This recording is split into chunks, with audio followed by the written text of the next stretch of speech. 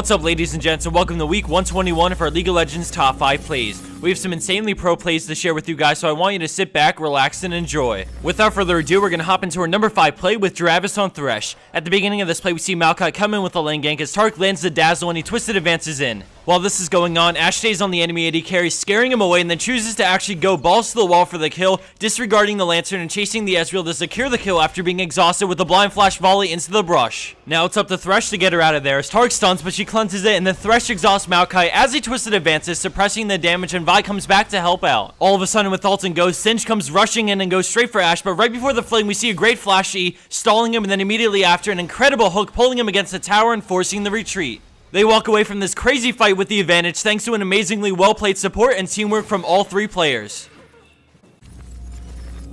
At our number 4 play, we have Columbus on Twisted Fate. For some backstory, we see Nocturne just pushed out top lane in this very close game, and right before his recall, the enemy team catches him for the kill and then immediately transitions to Baron. Red team backs out of the jungle, not wanting any part of a 4v5. As the enemy team sits on Baron, we see TF's ultimate start up as we see he ran down mid lane to get into range for his ultimate to place him right next to his creep wave. Blue team secures Baron and they start to recall, but then Ezreal stops Xin and Alistar with an Iceborne auto attack, and then he actually decides to arcane shift and stop Lee Sin last second before he recalls. He immediately gets vaporized, but this bought more time for Columbus to keep on pushing the base as we go back to him and see he has begun taking on the Nexus. Keep in mind, 5 players are recalling currently to stop this one Twisted Fate from winning the game. Out of nowhere, Alistar comes in and he flashes a WQ combo, also dodging Lee Sin's Sonic Wave, but he gets exhausted and kicked back as he runs in and finishes it off with a final Lichbane auto attack to win the game.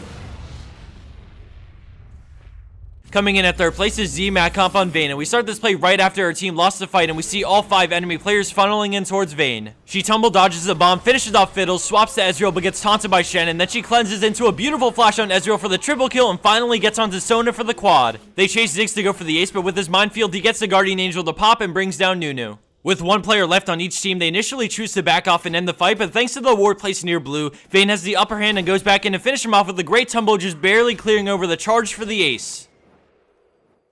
Landing a spot at our number 2 play is PGN Nova on Lee Sin. At the beginning of this play, we see Malphite in trouble as Lee Sin lands a Q and waits for Ahri to use her dash before going in and landing the triple slow and killing her as she dashes away. After the taunt, he pursues Shen and then decides to back out using the movement speed from Blade of the Ruined King, but he's surrounded and gets stunned by Riven, dropping solo, but he gets the ward jump over the wall into an immediate Sonic Wave resonating strike combo on Shen for his second kill. Thanks to the health potions, he barely survives, and then Italy goes for the spear, but he flashes over it perfectly, getting hit once before ward jumping back over the wall, absorbing Varus' auto attack in the meantime and avoiding death. Despite their chase, he escapes the enemy team with 2 kills thanks to an outstandingly well-played Lee Sin.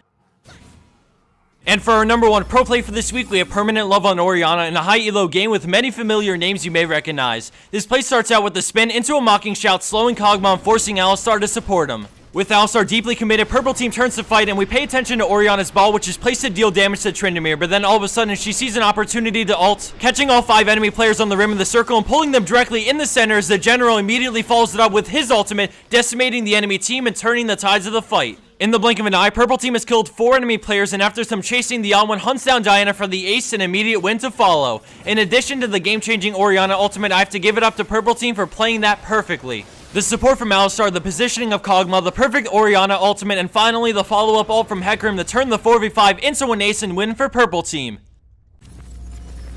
And for the bonus clip of the week, we have AznNatsu and Ezreal, who picks up quite a lot of kills considering he didn't do a single thing throughout this fight. Just as a heads up to everyone, heading out to PAX East in a couple of weeks, Brandon and I will be heading over there and doing a fan meetup as well as playing some games with people, so if you're going, look out for us either at the Machinima or Alienware booths. Thanks for watching, everyone. I hope you enjoyed this episode, and as always, have a wonderful weekend.